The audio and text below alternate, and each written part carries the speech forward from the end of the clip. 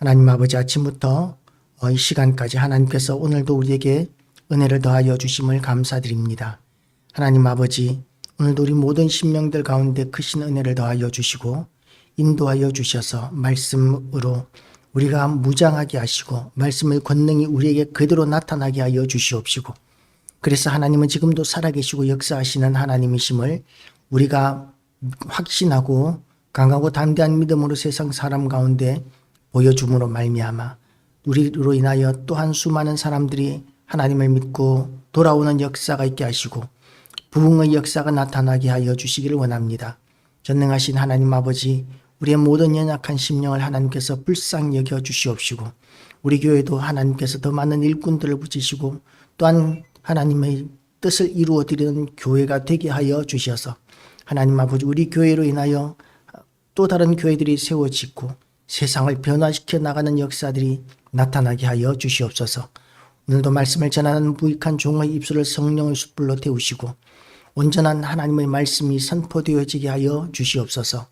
예수 그리스도의 이름으로 기도드리옵나이다. 아멘. 할렐루야. 오늘도 하나님의 은혜가 우리 모두에게 가득하시기를 주님의 이름으로 축복합니다. 우리가 종말에 대한 이야기를 하면 많은 사람들이 구름같이 그렇게 따라다니던 때가 있었습니다.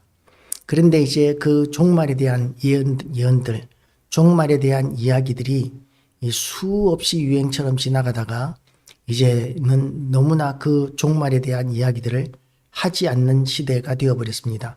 종말에 대한 이야기들이 너무 많이 있다가 보니까 이제는 그 모든 잘못된 오해로 말미암아 선포되었던 말씀들로 인하여 교회의 권위와 말씀의 권위가 너무 많이 손상을 받았습니다. 그렇지만 우리는 종말에 대한 이 말씀을 결코 내려놓을 수 없습니다. 왜냐하면 예수 그리스도께서 말씀하신 그 종말, 알파와 오메가 되신 예수님께서는 처음이시고 또 마지막이 되시는데 이 세상을 심판하실 때가 분명히 있기 때문에 그렇습니다. 그래서 우리는 예수 그리스도께서 이 땅을 심판하실 그 심판의 때에 우리는 상을 받게 될 것인데, 그 상을 소망하는 믿음의 삶을 우리는 살아야 될 것입니다.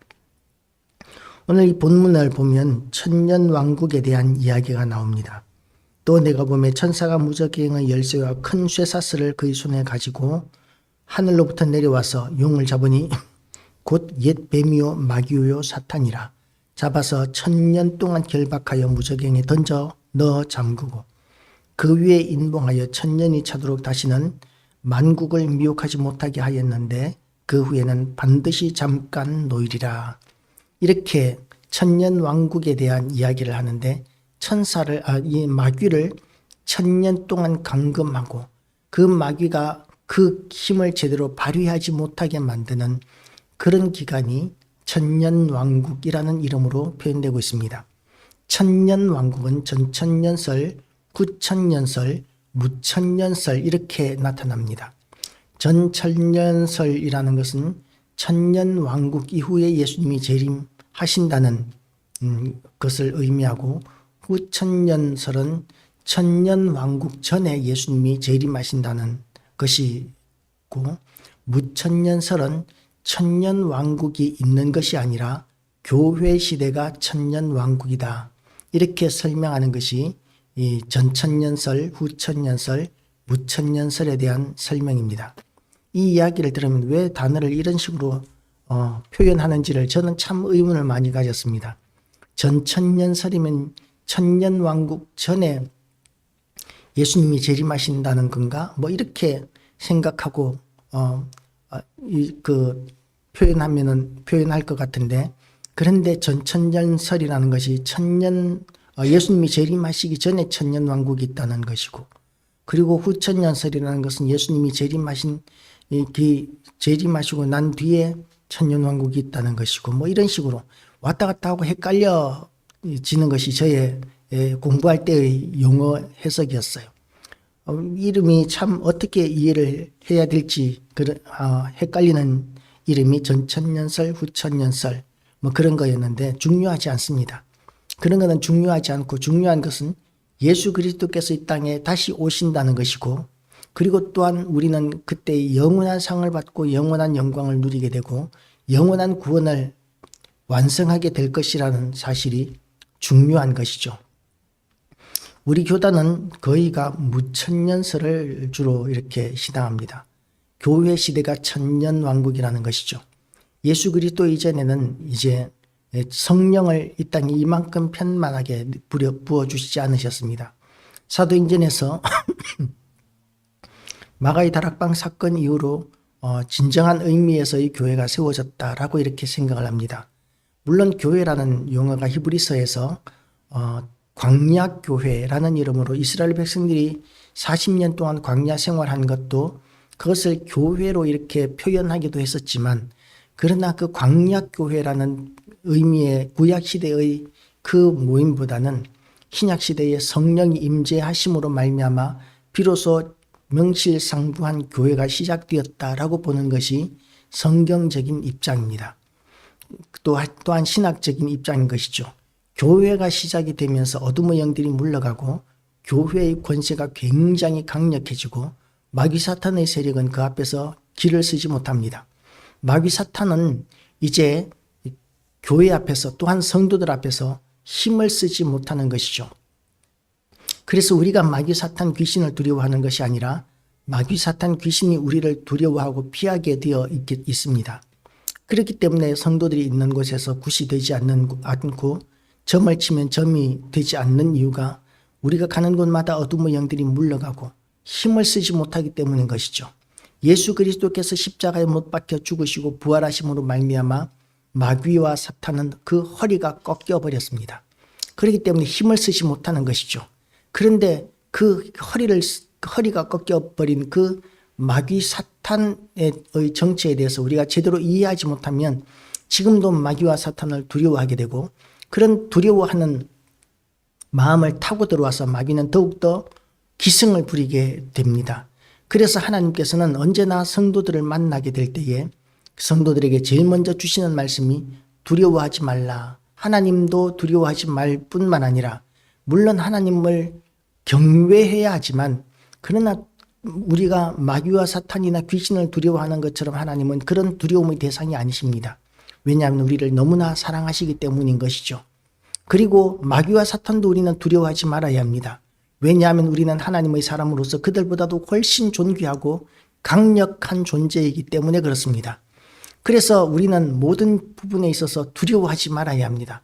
미래도 두려워하지 말아야 합니다. 왜냐하면 하나님이 우리의 미래를 주관하시기 때문에 그렇습니다. 근심 걱정도 우리는 내려놓아야 합니다.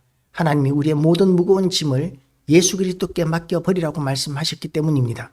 그럼에도 불구하고 우리가 두려워하고 근심한다면 우리는 제대로 된 믿음이 없는 사람임을 스스로 증명하는 것이 될 수 있습니다. 그래서 우리의 믿음이 연약하고 그리고 두려워하고 걱정 근심이 우리를 잡고 놓아주지 않는다면 우리는 예수의 이름을 사용하고 또한 하나님께서 우리에게 주신 교회의 권세, 성도의 권세를 또한 그 영광을 사용함으로 말미암아 우리는 걱정과 두려움과의 싸움에서 승리할 필요가 있습니다. 그렇게 승리했을 때 우리는 이제 맑은 정신으로 객관적인 판단을 하고 평강과 평안을 누릴 수 있게 되는 것이죠. 마귀와 사탄이 무적갱에 잡혔다는 것은 그야말로 마귀와 사탄이 아무런 힘도 없는 그런 존재가 되어버렸다는 것을 의미합니다. 그래서 우리는 무천년선을 주장하죠. 교회가 그런 엄청난 영광과 권세가 있는 곳이다 라는 것이 이 무천년설을 믿는 우리 모든 교회와 성도들의 신학입니다. 그렇게 이 마귀와 사탄이 1000년 동안 결박을 당하고 그 1000년 시대라는 것은 이제 숫자적인 1000년이라고 볼 수도 있겠지만, 그러나 예수님께서 초림하신 때로부터 재림하실 때까지의 그 모든 기간을 많은 숫자를 상징하는 1000년, 그렇게 우리가 해석할 수도 있습니다. 그 1000년 왕국이 이제 지나가게 되면 그 후에는 예수 그리스도께서 재림하시게 될 것입니다. 무적갱에 던져놓고 잠그고 그 위에 인봉하여 1000년이 차도록 다시는 만국을 미혹하지 못하게 하였는데 그 후에는 반드시 잠깐 녹이리라. 마귀와 사탄이 기승을 부리는 때가 온다는 것이죠. 예수 그리스도께서 재림하시기 전에는 이제 해가 뜨기 직전이 가장 어둡다고 이야기하는 것과 마찬가지로 마귀와 사탄이 승리하는 것처럼 보이는 시대가 올 것이라고 성경은 이야기하고 있습니다. 그렇게 보면 지금 이 시대가 이제 예수 그리스도의 재림이 지극히 가까운 시대가 되지 않았나라고 그렇게 생각할 수 있게 되었습니다. 우리가 포스트 모더니즘 시대를 살았습니다. 포스트 모더니즘 시대는 어땠습니까? 모든 종교가 다 평등하다라고 이렇게 인정하는 것이죠. 그렇게 각자의 생각이 다 옳고 인간이 제일이다. 인간이 제일이다. 그렇게 이제 인간이 우선이다라고 이렇게 사람이 우선이다라는 생각이 앞장섰습니다. 마치 그리스 시대의 소피스트 철학과 비슷한 그런 철학이 이제 포스트 모더니즘 철학과 또한 일맥상통하기도 하는 것이죠. 그렇지만 그럼에도 불구하고 그런 시대에도 교회가 지금처럼 그렇게 약해지지는 않았습니다. 그런데 지금은 탈종교화 시대가 되어버렸습니다. 모든 종교가 이렇게 다 동등하다는 차원이 아니라 모든 종교가 다 의미가 없어져 버리는 것처럼 의미가 없는 것처럼 여김을 받는 시대가 되어가고 있는 것이죠. 그래서 탈종교화 시대, 과학우선주의 시대가 이제 되고 있습니다. 그래서 교회들이 점점 더 어려워지고 예수 믿는 사람들이 점점 줄어들고 복음을 전하는 것이 점점 어려워져 가고 있는 시대가 되었기 때문에 마귀가 승리하고 있는 것처럼 보입니다. 그럼에도 불구하고 지금 마귀가 승리하는 것은 결코 하나님께서 용납하시지 않는 일이라는 것이죠. 마귀가 절대로 용납하지 않는 일, 그러나 마귀가 기승을 부리는 때, 그때가 옵니다. 지금처럼 이렇게 사회가 혼란하고 이렇게 방탕하고 타락한 시대가 언제 있었겠습니까? 물론 제가 어릴 때만 해도 그런 이야기를 전도사님들로부터 목사님들로부터 설교로 들었었습니다. 소돔과 고모라 시대가 지금 이 시대보다도 더 타락했다고 이야기할 수 있는가? 라는 이야기를 저는 어릴 때 들었습니다. 지금으로부터 약 한 4, 50년 전의 이야기가 되겠지요. 그렇지만 지금은 그때보다도 더 타락해 가고 있습니다. 타락은 끝이 없는 것 같습니다.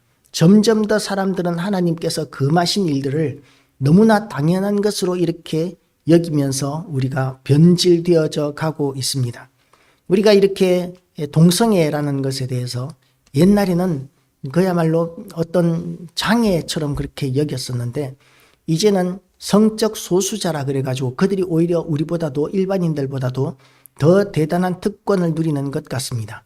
일반인들에게는 용납되지 않는 그런 뭐라 그럴까요? 풍기문란죄 이런 것들이 성적 소수자들에게는 적용되지 않는 경우들이 많습니다. 게이 축제라든지 이런 것들을 보면 그야말로 공연음란죄를 적용시켜야만 될 그런 풍경들이 너무나 많아서 사람들이 그 구경하러 가기도 합니다. 어린아이들조차도 그런 집회를 가는 것이죠. 그래서 많은 사람들이 몰립니다. 그런데 일반인들에게는 엄격하게 금지되어 있는 것이죠. 그래서 일반인들이 다수인데 성적 소수자들에 비해서 오히려 힘이 없는 더 무기력한 현상이 지금 이 시대에 나타나고 있는 것 같습니다. 물론 동성애자라든지 이런 타락한 이런 변질된 모습들이 어떤 강제력으로 국가에서 법으로 금지하거나 이러는 것이 우리나라에는 없습니다. 아무런 박해나 아무런 것들이 없습니다. 그럼에도 불구하고 끊임없이 차별금지법을 통과시키려고 하는 이유가 무엇입니까? 더 많은 성적 소수자들, 더 많은 동성애자들을 만들어내고자 하는 것이 아니라면 그러면 굳이 이 시대에 우리가 차별금지법을 그렇게 길을 쓰고 통과시키려고 하는 이유를 우리는 알 수가 없습니다. 2차 대전 때 미군이 그런 약을 만들었다고 합니다. 독일 군들에게 동성애를 유발하는 폭탄, 동성애를 유발하는 가스를 담은 폭탄을 개발했었다고 합니다. 그런데 그런 폭탄을 터뜨리는 것은 그런 폭탄은 아무리 적이지만 그것은 너무나 비인간적이다. 그래가지고 그런 폭탄을 사용하지 않았다고 합니다. 그런데 지금은 스스로가 스스로가 그런 동성애를 유발하는 그런 시대가 되어 가고 있는 것이죠. 세상이 얼마나 악해져 가고 있는지 모릅니다. 마귀가 잠깐 놓여 있는 그런 현상이라고도 볼 수 있다고 저는 생각합니다. 반드시 잠깐 놓이리라. 마귀가 이렇게 잠깐 놓이는 시대, 기승을 부리는 시대, 마귀가 이기는 것 같은 시대, 이런 시대가 예수 그리스도께서 재림하실 때가 가까웠음을 증명하는 증거라고 믿으시기를 주님의 이름으로 축복합니다. 예수님이 오실 때가 가까워졌습니다. 더 가까워졌고 그 증거들이 점점 더 많아지고 있습니다.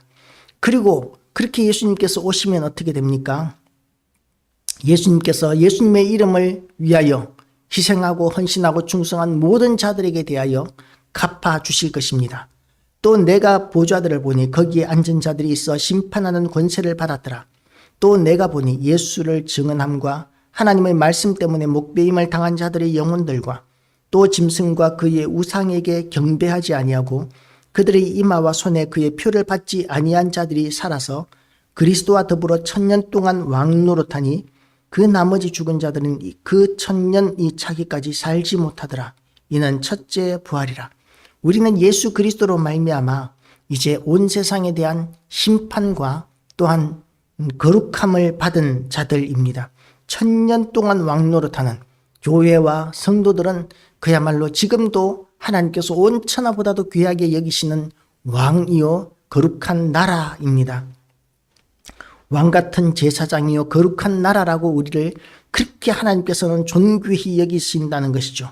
그렇게 우리는 성도로서 우리의 믿음으로 말미암아 하나님께서 우리를 존귀히 여기시는 그런 통치자, 세상을 변화시키는 사명자로 우리는 부름을 받았습니다. 우리는 얼마나 존귀한 자들인지 모릅니다. 하나님께서 우리를 얼마나 존귀히 여기시는지 모릅니다. 그렇게 존귀히 여김을 받은 자로서 우리의 정체성을 우리는 명확하게 인식해야만 합니다. 그 나머지 죽은 자들은 그 1000년이 차지까지 살지 못하더라. 이는 첫째 부활이라. 따라서 우리는 첫째 부활을 한 자들인데 아직까지도 예수님을 믿지 않는 자들은 부활하지 못하는 자들이라고 이야기할 수 있습니다. 우리는 예수 그리스도로 말미암아 거듭났습니다. 물과 성령으로 말미암아 거듭났습니다. 그래서 우리는 왕 같은 제사장이요 거룩한 나라가 되었습니다. 그런데 이 첫째 부활에 참여하는 자들은 복이 있고 거룩합니다. 둘째 사망이 그들을 다스리는 권세가 없고 도리어 그들이 하나님과 그리스도의 제사장이 되어 1000년 동안 그리스도와 더불어 왕노릇하리라. 지금도 우리는 왕노릇하고 있음을 믿으시기를 주님의 이름으로 축복합니다. 우리가 기도하면 역사가 나타납니다. 하나님께서는 우리의 기도를 통해서 일하기를 기뻐하십니다. 우리가 기도하면 비가 내릴 수도 있고 기도하면 비가 내리지 않을 수도 있고 기도하면 역사가 나타나기도 하고 기도하면 문제가 해결되어지기도 하고 기도하면 질병이 치료되어지기도 하고 기도하면 귀신이 떠나가기도 하고 기도하면 모든 일들이 무슨 일들이든지 이루어질 수 있습니다. 물론 모든 일이 이루어지지는 않습니다. 모든 일이 이루어지는 것은 하나님의 뜻대로 하나님의 뜻으로 구하는 모든 것들은 이루어집니다. 그런데 하나님의 뜻에 어긋난 우리의 탐욕을 위해서 구하는 모든 것들은 이루어지지 않을 수 있습니다. 그러나 순수한 마음으로 하나님의 영광을 위하여 기도하는 모든 것들을 하나님께서는 우리를 통하여 이루실 것입니다. 그런 경험을 할 때마다 우리의 심령 가운데는 기쁨이 넘쳐나는 것이죠. 이야, 하나님께서 나의 기도를 통해서 이런 것까지 하시는구나 하는 그런 기쁨과 감격은 기도의 응답을 받은 자들만이 느끼는 경험하는 기쁨과 즐거움입니다. 그런 권세와 그런 역사들이 우리 모두에게서 나타나게 되시기를 주님의 이름으로 축복합니다. 1000년이 참에 사탄이 그 옥에서 놓여 나와서 땅의 사방 백성 곧 곡과 마곡을 미혹하고 모아 싸움을 붙이리니 그 수가 바다의 모래 같으리라. 마지막 전쟁의 때가 온다는 것이죠. 그들이 지면에 널리 퍼져 성도들의 진과 사랑하는 성을 두르며 하늘에서 불이 내려와 그들을 태워버리고 결국 그들이 기승을 부리고 그들이 세를 얻는 것 같지만 기세를 높이지만 그러나 그들은 이기지 못합니다. 왜냐하면 하나님께서 하늘에서 불을 내려서 그들을 태워버리고 그들을 심판하실 것이기 때문입니다. 또 그들을 미혹하는 마귀가 불과 유황불에 던져지리니 그전에는 무적갱에 이렇게 갇혀 있었습니다. 물론 무적갱도 고통스러운 곳입니다. 그런데 이제 예수 그리스도로 말미암아 최후의 심판이 일어나게 되면 지옥에 들어가게 됩니다. 무적갱보다도 훨씬 더 고통스러운 곳에서 영생을 누리게 되는 것이죠. 죽을 수도 없습니다. 구더기도 죽을 수 없는 곳이라고 예수님께서 말씀하셨습니다. 그렇게 죽지도 못하고 영원한 불 속에서 영원히 고통하는 때가 그들에게는 준비되고 있다는 것이죠. 우리는 어떻습니까? 영원한 상을 받게 됩니다. 영원한 통치자로서, 영원한 왕으로서, 영원한 하나님의 자녀로 영원히 하늘에 속한 자로서 우리는 존귀히 여김을 받고 영광을 받고 우리는 그 영광을 영원토록 누리게 될 것이고, 이 땅에서 또한 하나님을 위하여, 복음을 위하여 수고하고 헌신한 모든 것들이 우리에게 상으로 또는 면류관으로 돌아와서 우리는 그것을 영원토록 누리게 될 것입니다. 그렇게 하나님께서 우리에게 내려주신 그 상은 영원히 변함이 없는 영원한 상이 될 것입니다. 그 후에는 모든 성도들이 이제 그런 후회를 하게 될 것입니다. 좀 더 충성할 걸, 좀 더 잘할 걸. 그러면서 이 영원한 상을, 더 큰 영원한 상을 받은 자들을 바라보면서 영원토록 부러워하게 될 것입니다. 그러나 그런 부러운 마음은 지옥에 가는, 지옥의 심판을 받은 자들이 겪는 그런 고통과는 비교할 수 없는 너무나 작은 고통에 불과합니다. 너무나 작은 그런 갈등에 불과합니다. 그들은 천국에 비록 작은 상을 받았을지라도 천국에 들어가는 자들은, 하늘에 속한 자들은 말할 수 없는 그런 영광과 지극한 그런 기쁨을 누리게 될 것입니다. 극한의 기쁨, 극한의 즐거움, 극한의 영광을 하나님께서 우리를 위하여 예비해 놓으셨습니다. 그래서 우리는 이 땅을 살면서 후회할 것이 없도록 살아야 합니다. 우리가 정말 하나님의 영광을 위한, 하나님께서 우리를 부르신 삶의 목적을 따라서 살아갈 때 하나님께서는 우리를 통하여 위대하신 일들을 이루실 것입니다. 그 주인공이 다 되시기를 주님의 이름으로 축복합니다. 기도하시겠습니다. 하나님 아버지, 오늘도 우리는 종말을 기다립니다. 이 세상은 참으로 덧없는 세상입니다. 이 땅에서 우리는 소망을 도무지 찾을 수가 없습니다. 하나님 아버지, 그러기에 우리가 예수 그리스도의 재림을 더욱 속히 기다리오니 주여 어서 오시옵소서. 그리고 또한 우리의 모든 심령들을 받으시고 또한 우리가 주님의 재림을 기다리기에 합당한 삶을 날마다 하나님 앞에 살아드리게 하여 주시옵소서. 이 나라를 위하여 기도합니다. 하나님 아버지, 대통령이 탄핵되고 그리고 또한 앞이 우리의 미래가, 이 나라의 미래가 어떻게 될지 우리가 도무지 알 수 없는 지경 가운데 있사오니 하나님 아버지께서 이 나라 위에 특별한 은혜를 더하여 주셔서 이 혼란이 속히 수습이 될 뿐만 아니라 이 나라가 더욱더 하나님의 은혜 가운데 아버지와 성장하게 하시고 발전하는 역사가 있게 하여 주시옵소서. 감사드리오며 예수 그리스도 이름으로 기도드리옵나이다. 아멘. 주기도문